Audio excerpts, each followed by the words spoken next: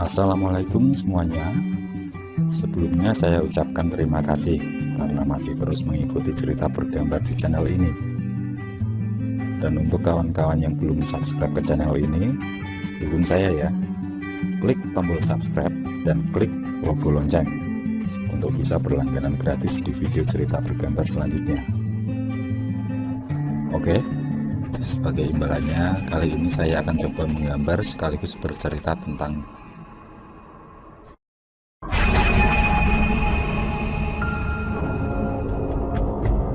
brutal Pak D.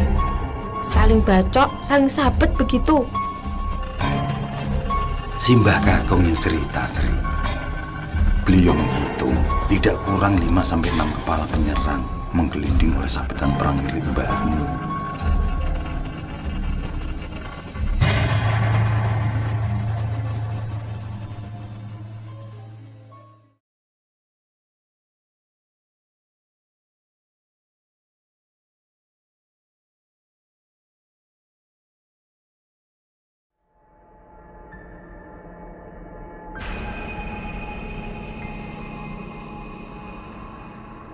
Januari 1966. Beberapa bulan setelah meletusnya pemberontakan G30S, kondisi saat itu benar-benar sangat kacau. Tidak jelas siapa kawan siapa lawan. Sahabat karib pun bisa menjadi musuh. Bahkan dengan saudara sendiri bisa saling bunuh. Terkadang orang yang tidak tahu menau tiba-tiba raib entah kemana. Semua dirundung kecemasan, ketakutan, saling curiga, dan fitnah bertebaran di mana-mana. Kekacauan terjadi hampir setiap hari. Saling serang antar kubu, saling bunuh, saling culik menjadi pemandangan sehari-hari. Malam selalu mencekam. Kaum yang tersisa terkadang masih bisa menyerang dan membunuh siapapun yang tidak sejalan dengan mereka. Jangankan makan kenyang, sekedar bisa tidur nyenyak pun mungkin hal mewah di saat itu.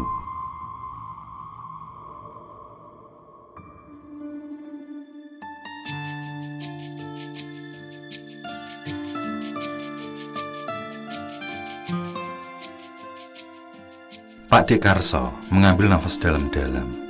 Seakan beliau teringat kembali akan peristiwa di masa kecilnya. Sri Rejeki mengambil minuman yang disediakan budenya. Di ruang tengah sore itu, Sri Rejeki sedang menjenguk padinya yang baru saja terjatuh dari sepeda motor. Jalanan yang licin menuju desa tempat tinggal Pak Dekarso menyebabkan ban depan tergelincir. Terpaksa Pak D harus tiduran di aspal. Meski begitu, alhamdulillah keadaan beliau baik-baik saja. Hanya siku kiri dan pundak yang lecet karena tergesek aspal. Pak D, sudah diminum obatnya? Oh iya Nduk, tolong itu di atas meja obatnya. Bawa sini semua, sekalian tolong ambil air putih. Sri segera menuruti perintah Pak D-nya. Sri, kamu pernah dengar tentang ajian mulut putih? Ilmu apa itu Pak D? Mungkin Sri pernah dengar di film-film Pak D. Bukan film, Nduk. Tapi ini Pak D alami sendiri waktu masih belia dulu. Ucap Pak Dekarso. Angan-angannya tampak kembali pada zaman masa kecil beliau. Sri terdiam menanti cerita selanjutnya. Setelah Pak Dekarso menengguk air minumnya, beliau lalu memandang keponakannya itu. Pak Dekarso pun melanjutkan ceritanya. Desa ini dulu memiliki pesantren yang sangat terkenal. Meski berpenduduk kecil, namun karena ada bala bantuan dari pasukan RPKAD, desa ini tetap disegani oleh simpatisan pemberontak. Meski begitu, warga desa tetap takut untuk keluar dari desa. Para simpatisan pemberontak telah menyebar mata-mata hingga mereka tahu siapa saja yang harus mereka singkirkan. Mata-mata itu pun juga banyak dari penduduk desa ini sendiri. Pada saat itu, kami memang selalu saling curiga. Kami tidak tahu siapa kawan siapa lawan. Pak D, terus Hubungannya sama ajian welut putih apa? Sri tiba-tiba menyela dan mempertanyakan ajian yang dikatakan Pak D-nya tadi. Kembali cerita bergulir. Yang di waktu itu, Pak D Karso masih berumur sekitar 9 atau 10 tahunan. Desa tersebut memiliki seorang kiai pengasuh pesantren yang terkenal kena ilmu silatnya. Beliau bernama Kiai Haji Abdullah Baihaqi. Beliaulah sasaran utama para simpatisan itu. Namun karena beliau memiliki ilmu kanuragan yang sangat mumpuni, para simpatisan itu selalu gagal menculik atau membunuh beliau. Hingga di suatu dini hari, Pak D Karso mendengar suara sorak-sorai orang berlarian. Segera orang tuanya Pak D menyuruh untuk ngumpet di kolong tempat tidur. Pak D tidak tahu apa yang sedang terjadi. Yang dia tahu, ada Lowo Ireng datang menyerang. Lowo Ireng, mereka adalah sekelompok kiri yang berciri khas dengan pakaian hitam-hitam. Mereka suka menculik orang yang dianggap kiai atau siapapun yang tidak sejalan dengan mereka. Malam itu mereka tahu kalau Pak Kiai Abdullah sedang keluar kota. Juga para tentara banyak yang ditarik.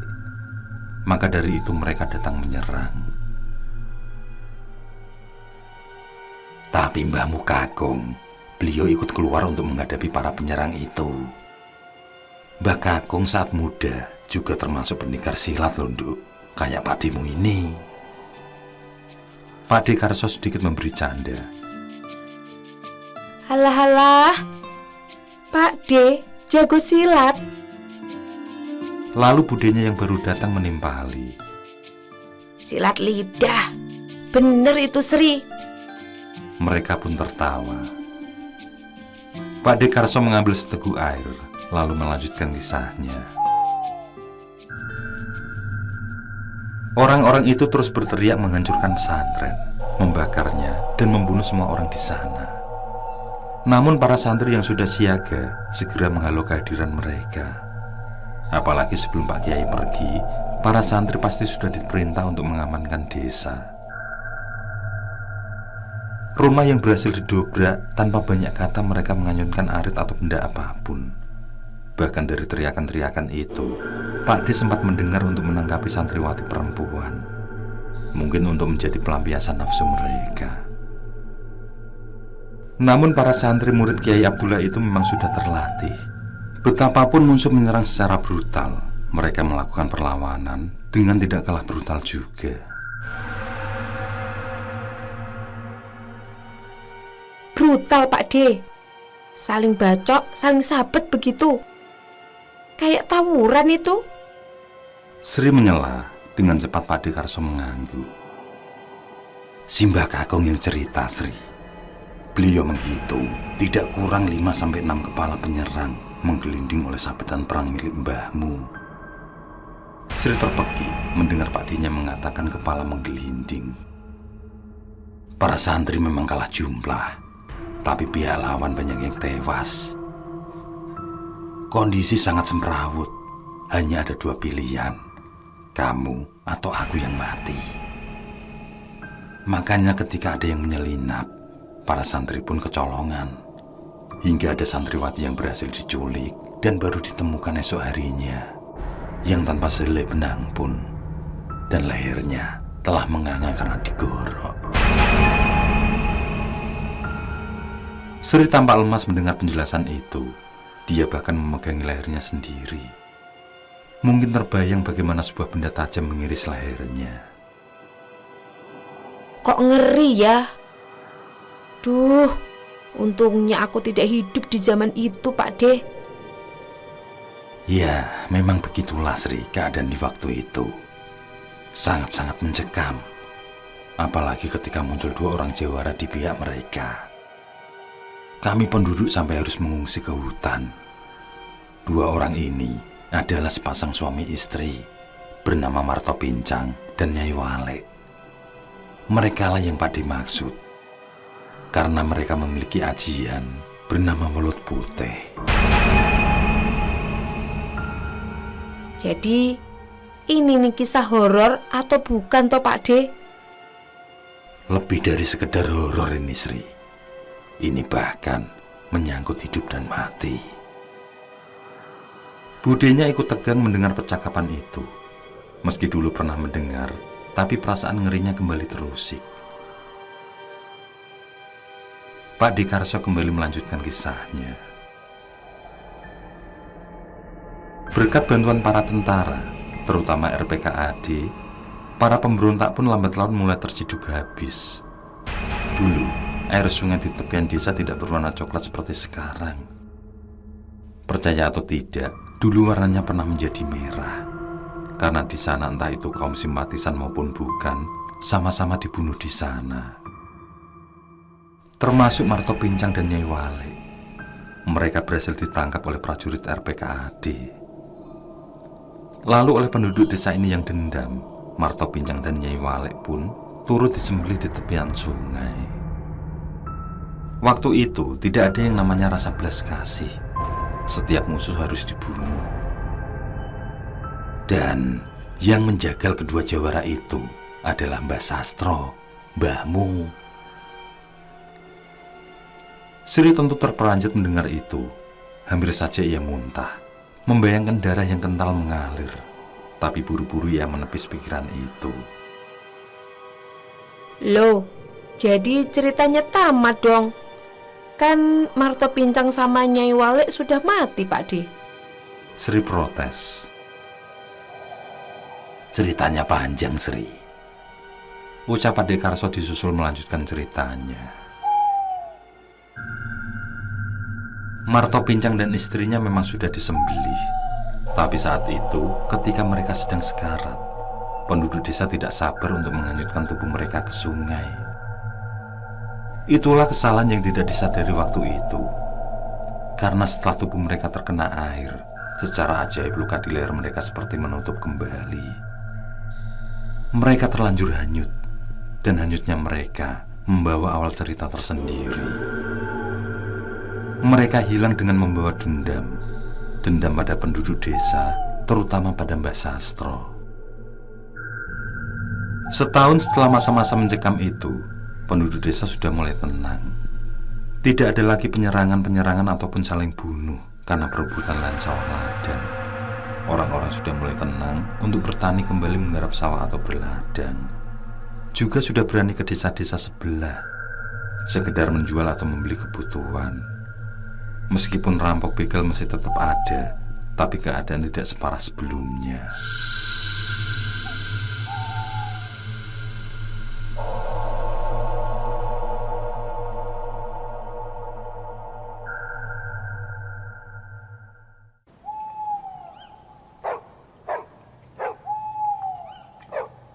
Burung hantu berbunyi saling bersahutan. Sementara itu, lolongan anjing liar tidak kalah memiriskan hati. Gerimis yang turun membuat suasana desa yang sunyi sepi semakin bertambah senyap. Semakin malam, lolongan anjing liar itu semakin keras bersahutan. Para penduduk desa menyadari ada suatu bahaya yang tengah mengintai. Entah bahaya apakah yang akan mendatangi mereka. Bisa jadi lindu, atau banjir, atau entahlah. Namun jelas, para penduduk mempunyai perasaan cemas dan gelisah yang sama.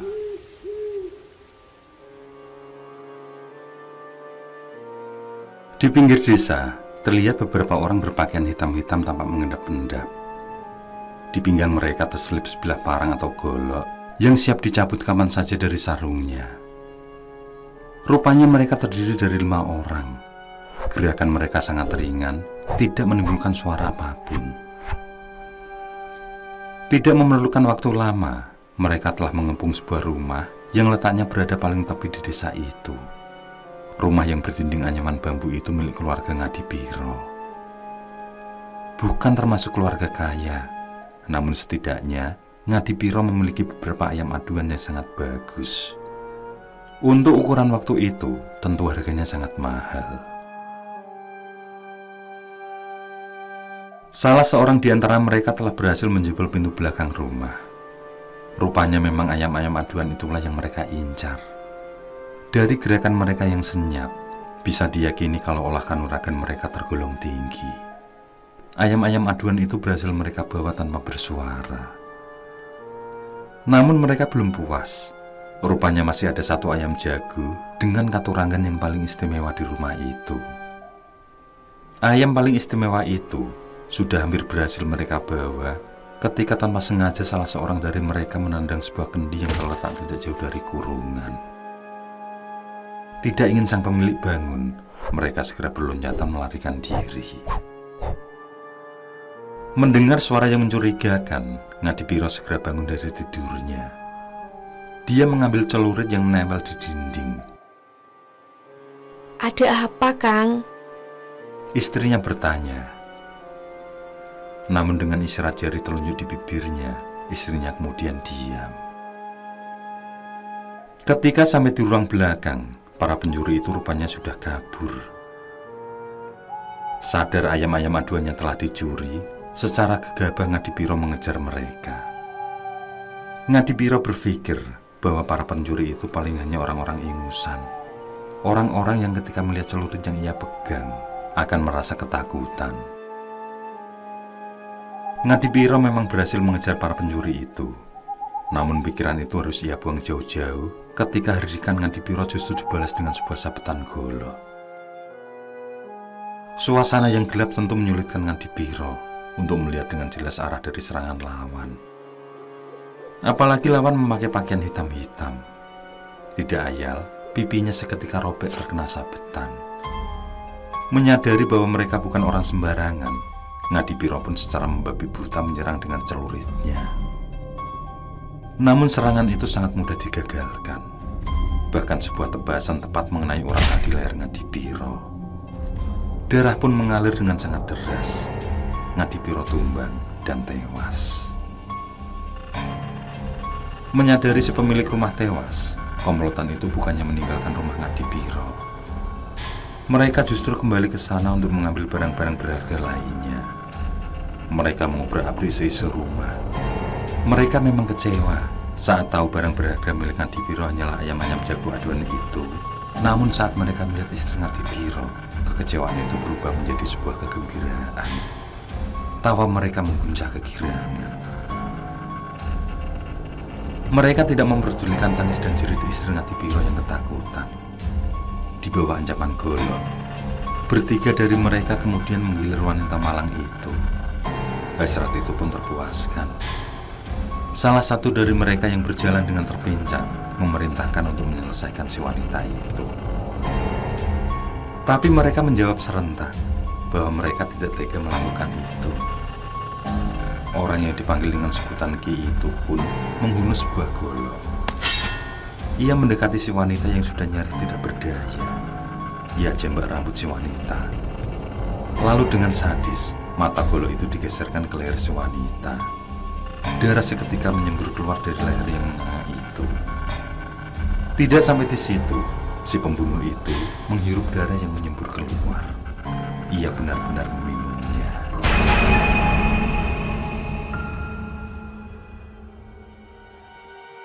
Kejadian yang menimpa Ngadipiro dan istrinya sungguh melukai hati para penduduk desa. Rasa takut dan cemas yang terjadi tahun lalu kini harus kembali menghantui mereka. Para penduduk tidak akan tinggal diam. Para pembunuh itu harus ditangkap dan harus dicincang. Maka para lelaki di desa itu pun kemudian membentuk suatu regu satuan ronda. Mereka bukan saja bergilir untuk berjaga pada satu titik, namun mereka berkeliling dan siap menghadapi apapun. Mereka tidak ingin lagi kecolongan.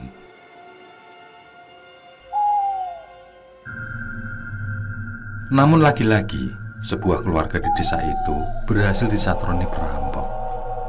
Kali ini menimpa keluarga Sawiji. Para lelaki atau pemuda yang berkeliling ronda itu terkena sirep. Secara tiba-tiba mereka merasakan kantuk yang luar biasa. Sekuat apapun mereka berusaha menahannya, namun rasa kantuk itu terlalu berat. Mereka pun tidak memperdulikan tempat. Begitu kantuk menyerang, mereka pun jatuh dan tertidur sangat pulas. Keluarga Sawiji yang malang itu pun tidak berkutik. Meski Sawiji termasuk santri yang memiliki olah kanuragan tinggi, namun ketika istrinya disekap, Sawiji nyaris tidak dapat berbuat apa-apa. Pada akhirnya ia pun tumbang setelah beberapa sabetan senjata tajam telah mengenai tubuhnya. Harta yang dimiliki pun dikuras habis. Sang istri mengalami nasib yang sama dengan istri Ngadipiro. Digilir lalu dibunuh dengan sadis. Perampokan-perampokan itu semakin menjadi-jadi. Kini bukan saja malam hari, mereka bahkan berani secara terang-terangan merampok di siang hari bolong. Hingga pemerintah waktu itu menggelar operasi keamanan untuk rakyat. Namun pada kenyataannya, kelompok perampok ini sangat licin. Bukan sekali dua kali tentara berhasil menangkap mereka. Namun setiap kali mereka tertangkap, setiap kali pula mereka berhasil lolos. Akibatnya banyak penduduk desa yang resah mulai mengungsi.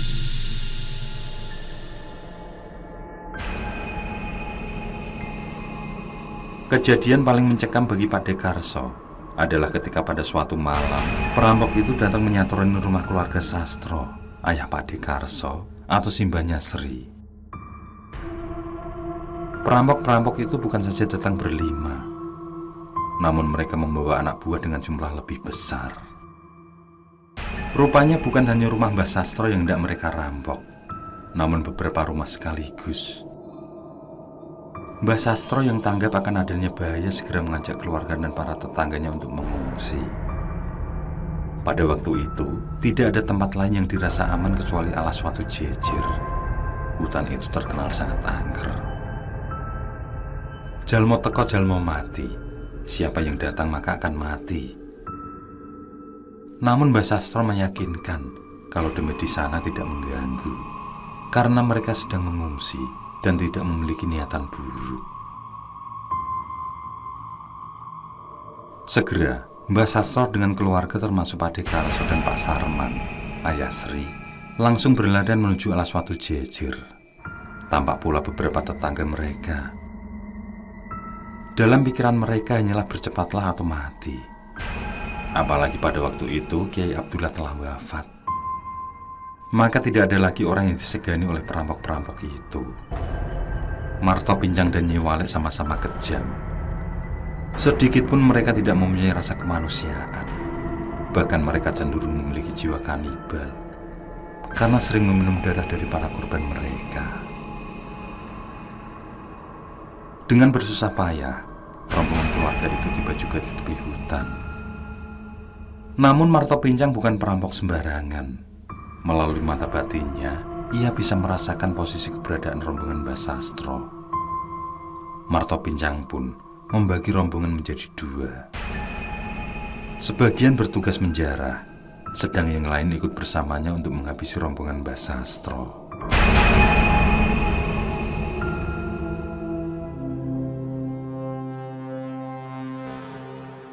Dalam kegelapan malam itu mereka terus saja berlari masuk jauh ke dalam hutan.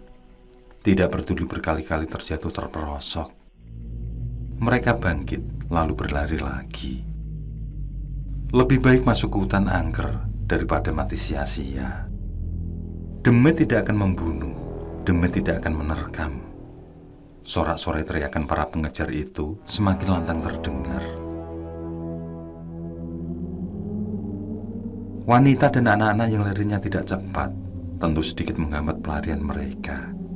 Maka bila terkejar, bisa habislah mereka. Rombongan Mbah Karso pun nyaris menyerah.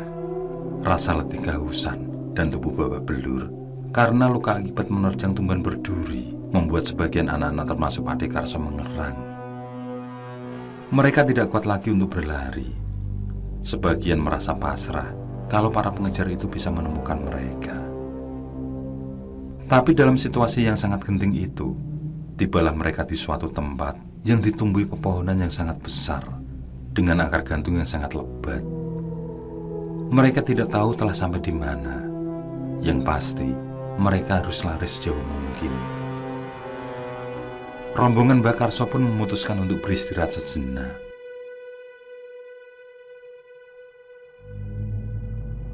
Dalam suasana gelap yang penuh ketakutan itulah, tiba-tiba terlihatlah sepasang lingkaran yang tampak menyala.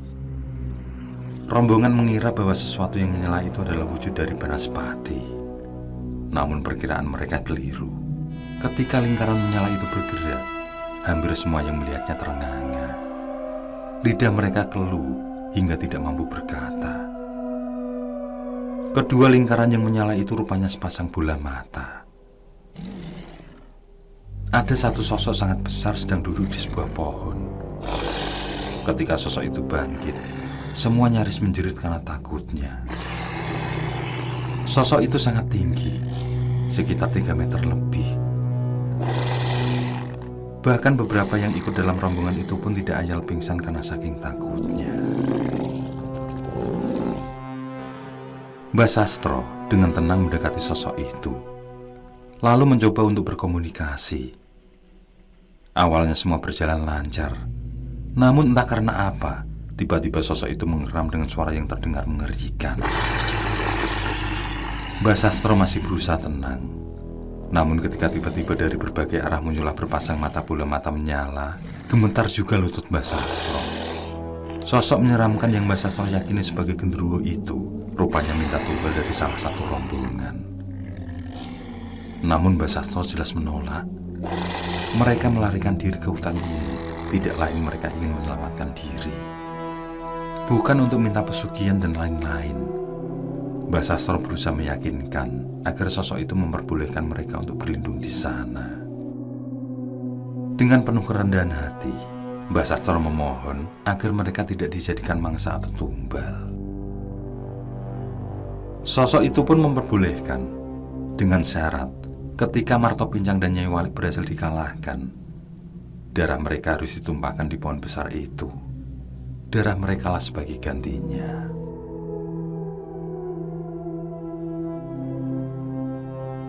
Mbah Sastro pun kebingungan. Bagaimana tidak? Santri-santri pilihan murid Kiai Abdullah pun banyak yang gugur di saat melawan komplotan ini. Apalagi dirinya yang tingkat kanuragannya belum setinggi mereka. Mbah Sastro ingat betul ketika senapan para tentara itu sedikit pun tidak melukai tubuh mereka. Mbah Sastro tahu kalau Marto Pincang dan Nyai Walik memiliki ajian mulut putih. Ajian itu bukan saja membuat Marto Pincang dan istrinya kebal, namun meski hanya dengan meminum setetes darah, mereka kemudian bisa menghilang atau lepas dari sergapan.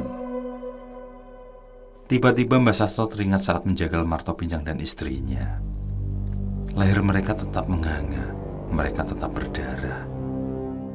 Andai saja penduduk desa tidak terburu-buru menceburkan mereka ke sungai, mungkin mereka sudah tewas. Lalu apa yang membuat kekebalan mereka hilang? Kening Mbah Sastro muda itu pun mulai berkerut. Beliau tertegun. Tiba-tiba teringat para pengejar itu. Sudah sehari semalam sejak mereka dikejar-kejar komplotan Marto Pincang. Seharusnya mereka sudah bisa menyusul, karena saat ini rombongan Mbah Sastro belum bisa pergi jauh karena banyak yang terluka di saat melarikan diri. Maka pada saat itulah Mbah Sastro mengajak beberapa tetangga yang ikut melarikan diri untuk menyusuri kembali jalan pelarian dari desanya. Siapa tahu kemudian menemukan petunjuk. Setelah memastikan keluarga mereka aman, Mbah Sastro bersama beberapa orang lainnya pun mengendap-endap menyusuri jalan semula. Tentu sembari berburu, andai ada hewan yang bisa mereka dapatkan. Berjam-jam mereka menyusuri lebatnya hutan.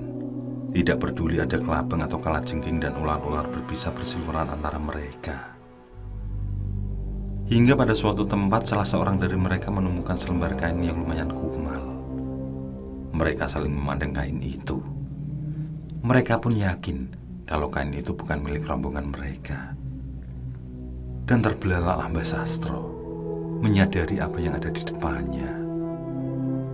Rupanya di tempat itu tumbuh subur tanaman talas dengan daun berwarna kehitaman. Mereka menyebut tanaman itu dengan nama lompong ireng. Mbah Sastro seketika itu mengucap syukur berkali-kali. Bahkan sembari bersujud, seakan menerima sebuah hadiah yang sangat besar nilainya. Setelah Mbah Sastro memberitahu apa yang membuatnya merasa kegirangan, para tetangga itu pun ikut bersyukur. Kini harapan itu tumbuh kembali. Tidak ada penyakit tanpa obat. tidak ada masalah tanpa jalan keluar. Gusti membuat ujung, di saat bersamaan Gusti pasti membuat pangkal.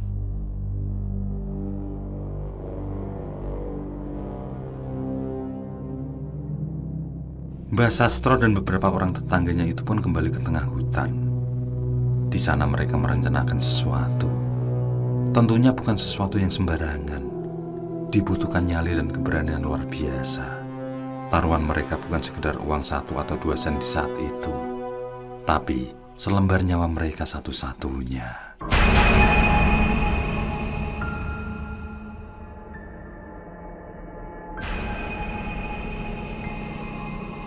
Mbah Sastro yang sudah mengetahui pengapesan dari ajian milik Marto Pincang rupanya bersepakat untuk kembali ke desa. Mereka tidak bisa selamanya lari, mereka akan melawan. Apakah nanti mereka bisa tetap hidup atau bila ajal harus menjemput, itu bukan masalah. Mbah Sastro dan 4 tetangganya bertekad akan mencari Marto Pincang dan gerombolannya. Sementara yang lain melindungi keluarga mereka di hutan. Benar saja, rupanya sejak Mbah Sastro dan beberapa tetangganya melintasi jalan desa, anak buah komplotan Marto Pincang sudah siap mengintai. Di tengah jalan yang sepi itulah rombongan Mbah Sastro dikepung. Inilah saat perlawanan itu. Menang berarti kebebasan, kalah berarti mati, dan kejahatan masih akan merajalela.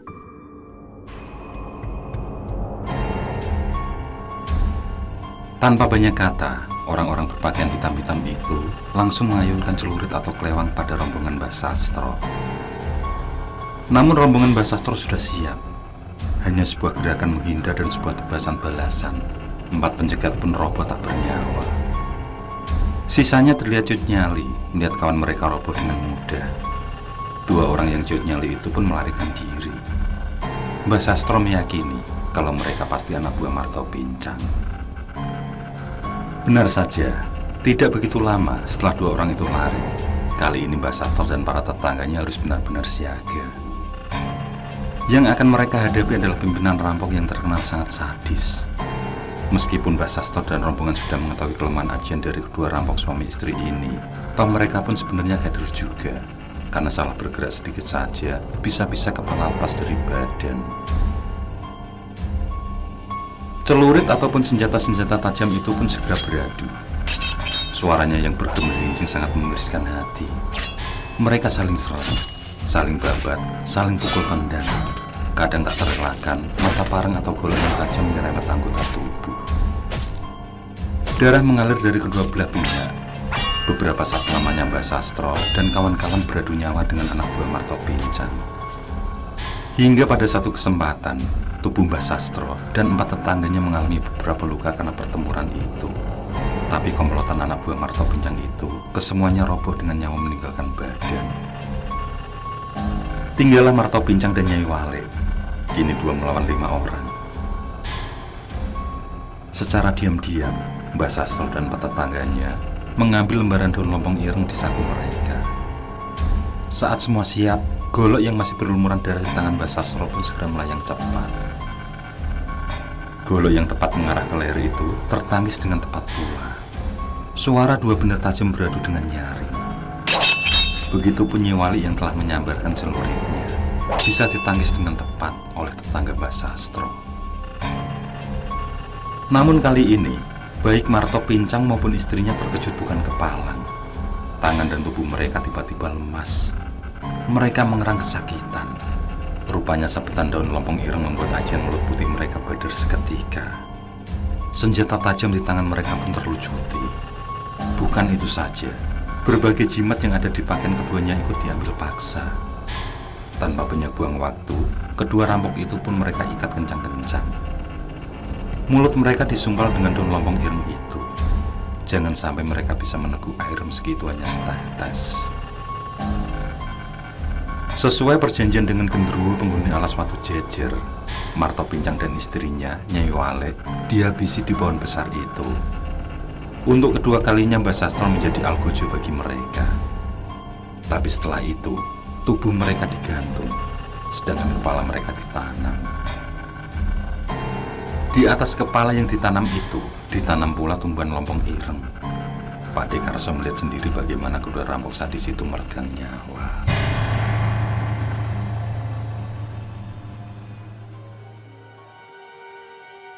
Sri termenung, betapa mengerikan hidup di tahun itu.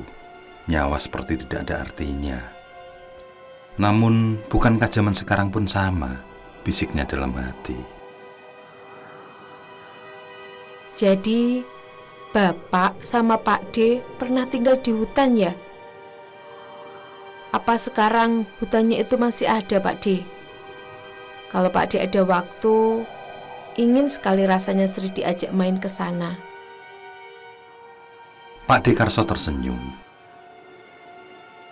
Hutan itu sebagian masih, tapi sebagian sudah beralih fungsi menjadi lahan perkebunan dan perumahan. Sri, sama-sama jahatnya. Orang dulu merampok umumnya untuk sekedar makan. Kalau sekarang, orang-orang tidak ada kenyangnya. Jangankan ayam bakar, aspal, semen, pasir, gedung, minyak, apapun itu, doyan semua. Kali ini Sri Rezeki benar-benar tidak mengerti apa maksud perkataan Pak D-nya. Sedianya, dia akan menanyakan maksudnya. Namun berhubung waktu sudah menjelang sore, ia pun berpamitan.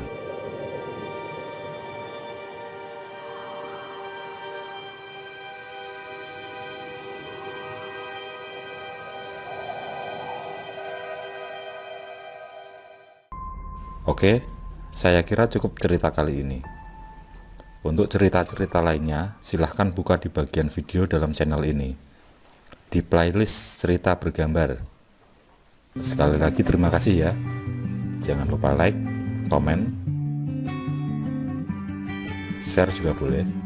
Dan untuk yang belum subscribe, langsung klik tombol subscribe. Semangat berkarya. Akhirul kalam, wassalamualaikum warahmatullahi wabarakatuh.